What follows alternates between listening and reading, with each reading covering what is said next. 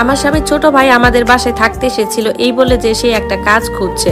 কাজ খুঁজতে খুঁজতে প্রায় 3 বছর কেটে গেল, কিন্তু কোনো কাজের দেখা এখনো মেলেনি। এই 3 বছরে সে আমাদের ঘরে খেয়েছে, থেকেছে, নিজের কাপড় চোপড় ধুয়েছে, সবই যেন তার অধিকার ছিল। কিন্তু সবচেয়ে কষ্টের বিষয়টা ছিল অন্য জায়গায়। আমার বাবা রেখে যাওয়া টাকায় কেনা গাড়িটা, সেটা চাবিও ধীরে ধীরে তার হাতেই চলে গেল। সে গাড়ি নিয়ে বের হতো, বন্ধুদের সাথে ঘুরে বেড়াতো, আর মাঝরাতে ফিরে আসতো। গাড়িতে তখন এক ফোঁটা তেলও থাকতো না। সবকিছু আমি চুপচাপ সহ্য করতাম, শুধু একটা কারণে, সংসারটা যাতে ভেঙে না যায়। আর আমার স্বামীও প্রতিদিন আমার হাত ধরে বলতো, সহ্য করে নাও না একটু, ও তো তোমার ছোট ভাইয়ের মতোই। আমিও বিশ্বাস করতাম, বা হয়তোবা নিজেকে বিশ্বাস করাতে চাইতাম। কিন্তু গত মঙ্গলবার সবকিছু বদলে গেল। হঠাৎ আমার মা খুব অসুস্থ হয়ে পড়লেন, প্রেশার একেবারে নেমে গেছে, তাকে তৎক্ষণাৎ হাসপাতালে নিতে হবে। আমি আমার স্বামীকে ফোন করলাম, কিন্তু সে ফোনটা ধরলো না। তাড়াহুড়া করে আমি ড্রয়িং রুমে গেলাম, সেখানে তার ভাই ঘুমাচ্ছিল। নিচে গাড়িটাও পার্কিং করা ছিল। আমি প্রায় কাঁদতে কাঁদতে বললাম, অনেক প্লিজ তাড়াতাড়ি উঠো, আমার মা খুব অসুস্থ, গাড়িটা নিয়ে চলো, হাসপাতালে নিয়ে যেতে হবে।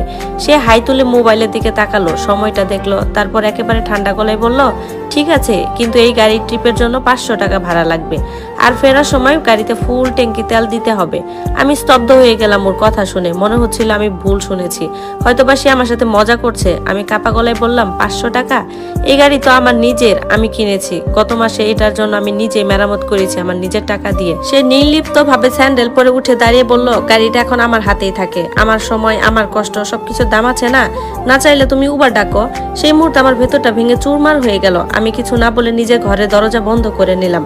উবার ডেকে মাকে হাসপাতালেও নিয়ে গেলাম। হাসপাতালে যাওয়ার সময় পুরো রাস্তাটা আমার চোখের পানিই থামেনি। শুধু ক্লান্তি নয়, অপমান, কষ্ট, অসহায়তা, সবকিছু একসাথে আমাকে ঘিরে ধরেছিল। রাতে যখন আমার স্বামী বাসায় ফিরলো, আমি সব ঘটনা খুলে বললাম। আমি ভেবেছিলাম সে হয়তোবা রেগে যাবে, ভাইকে বকবে, অন্তত আমাকে একটু সান্ত্বনা দেবে।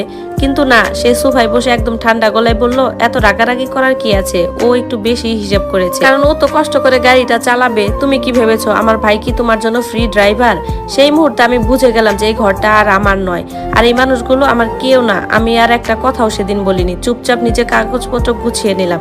পরদিন সকালে প্রথমে গেলাম রেজিস্ট্রি অফিসে, তারপর সরাসরি থানায়। আমি আগে থেকে তার ভাইকে গাড়ি চালানোর জন্য একটা পাওয়ার অফ অ্যাটর্নি করে দিয়েছিলাম, যাতে সে আইনগতভাবে গাড়ি চালাতে পারে।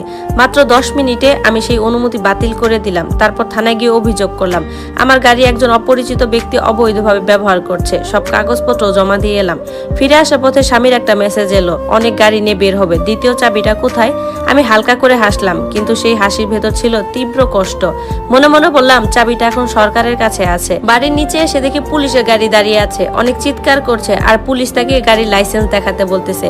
তার হাতে যে অনুমতিপত্র ছিল সেটা এখন শুধুমাত্রই মূল্যহীন একটা কাগজ। আর আমার স্বামীর চোখে যে নিস্তব্ধতা দেখেছিলাম, সেটা কোনো ঝগড়ার চেয়েও বেশি শক্তিশালী ছিল। বাড়ির সামনে দাঁড়িয়ে আমি কিছুক্ষণ নিঃশব্দে সবকিছু দেখছিলাম। অনেকের গলার জোর আগের মতোই ছিল, স্যার ভুল বুঝছেন, এই গাড়ি আমি রেগুলার চালাই, কাগজপত্র সবকিছু আমার কাছে আছে। পুলিশ অফিসার তখন শান্ত গলায় বললেন, তাহলে কাগজ দেখান। অনেক তাড়াহুড়া করে পকেট থেকে সেই অনুমতিপত্রটা বের করলো, যেটা আমি কিছুক্ষণ আগে বাতিল করেছিলাম।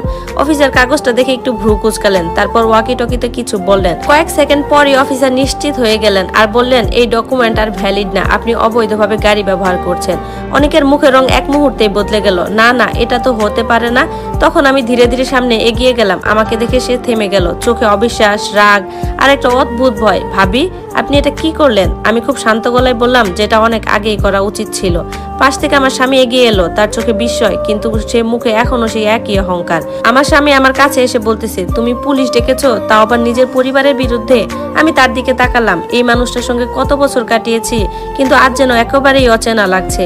পরিবার? আমি ধীরে ধীরে বললাম। পরিবার কি এমন হয় যেখানে একজন অসুস্থ মাকে হাসপাতালে নিতে টাকা চাওয়া হয়? সে একটু থমকালো, কিন্তু আবার বলল, তুমি ব্যাপারটা অতিরঞ্জিত করছো। আমি আর কিছু বললাম না। পুলিশ তখন অনেককে গাড়ি থেকে নামিয়ে কাগজপত্র যাচাই করছে। পরিস্থিতি দ্রুতই তার নিয়ন্ত্রণের বাইরে চলে যাচ্ছে, এটা সে বুঝতে পারছে। ভাবি প্লিজ একটা কথা বলুন না স্যারকে, অনেক এবার কাপা গলায় আমাকে বলল। আমি তো কিছু করিনি, শুধু গাড়িটা চালাচ্ছিলাম। আমি তার দিকে তাকালাম। 3 বছর ধরে যে ছেলেটা আমার সবকিছু ব্যবহার করছে, আজ সে প্রথমবারের মতো অনুরোধ করছে আমায়। কিন্তু আমার ভেতরে আর কোনো নরম জায়গা অবশিষ্ট নেই। আমি যা বলার আইনের কাছেই বলেছি। আমি ঠান্ডা গলায় বললাম। পুলিশ অফিসার তখন সিদ্ধান্ত সিদ্ধান্ত জানালেন গাড়িটা আপাতত সিজ করা হবে আর আপনাকে থানায় যেতে হবে। অনেক যেন হঠাৎ ভেঙে পড়লো, না স্যার প্লিজ, আমার লাইফ শেষ হয়ে যাবে। আমার স্বামী এবার সত্যি সত্যি নার্ভাস হয়ে উঠলো আর অফিসারকে বলল, অফিসার একটু বসে কথা বলা যায় না, আমরা আমাদের ফ্যামিলি ম্যাটারটা সলভ করে নিব। অফিসার তাকে স্পষ্টভাবে জানিয়ে দিলেন যে আইন সবার জন্য সমান স্যার। গাড়িটাকে তখন ট্রাকে তোলা হচ্ছিল। আমি এক দৃষ্টিতে তাকিয়ে রইলাম। এই গাড়িটা আমার বাবার স্মৃতি, আমার পরিশ্রম, আমার নিজের একটা অংশ ছিল, কিন্তু আজ সেটাকে নিজের হাতে আইনের কাছে তুলে দিলাম। কিন্তু আশ্চর্যভাবে কেন জানি না আমার কোনো কষ্টই লাগছিল না, বরং একটা অদ্ভুত হালকা অনুভূতি হচ্ছিল, যেন অনেকদিন ধরে বুকের উপর চাপা একটা পাথর সরে গেছে। সেদিন রাতে আমি আর সেই বাসায় ঢুকিনি, একটা ছোট হোটেলে উঠলাম, ফোনটা সাইলেন্ট করে বিছানায় শুয়ে রইলাম। তবুও বারবার ফোনের স্ক্রিনটা জ্বলে উঠতেছিল। আমার হাজবেন্ড কল করেছে, কিন্তু আমি ধরিনি। কিছুক্ষণ পর একটা মেসেজ এলো, তুমি এটা খুব বড় ভুল করছো, এর ফল কিন্তু ভালো হবে না। আমি মেসেজটা পড়ে হালকা হেসে ফেললাম। আগে হলে হয়তো বা ভয় পেতাম, আজ আর ভয় লাগছে না, কারণ আমি বুঝে গেছি ভয়টাই ছিল তাদের সবচেয়ে বড় অস্ত্র, আর আমি সেটাকে ভেঙে ফেলেছি। পরদিন সকালে আমি একজন আইনজীবীর অফিসে বসেছিলাম, আমার সামনে ডিভোর্স পেপারস। আইনজীবী শান্তভাবে বললেন, আপনি কি নিশ্চিত এই সিদ্ধান্তের পর আর কিন্তু ফিরে যাওয়া সহজ হবে না?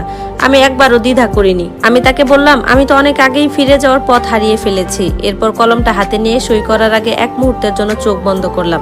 মনে পড়লো সেই রাতটা, সেই অপমান, সেই 500 টাকার কথা। তারপর সই করে দিলাম। ঠিক তখনই আমার ফোনে একটা অচেনা নাম্বার থেকে কল এলো।